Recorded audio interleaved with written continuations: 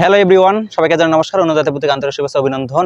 প্রতিদিন নেয় আপনাদের মিলন ভাই সঙ্গে আছে। আপনারা অনেকেই আমাদের হিন্দু সম্প্রদায়ের ভাই বোন এবং ভাই বোন সবাই রয়েছেন। আপনারা যে আমাদের শারদীয় দুর্গাপূজা 2024 শারদীয় দুর্গাপূজার উৎসবে কেমন কেনাকাটা কেমন কিরকম করতে সবাই কমেন্টে জানাই দিবেন। এবং আপনাদের টার্গেটে কিন্তু আজকে ভিডিওটা করা। এবং কোথায় আছেন, কেমন আছেন, আমার যে ফ্যান ফলোয়ার যারা রয়েছেন, আপনার শারদীয় দুর্গাপূজা উপলক্ষে কেমন মার্কেট করতেছেন।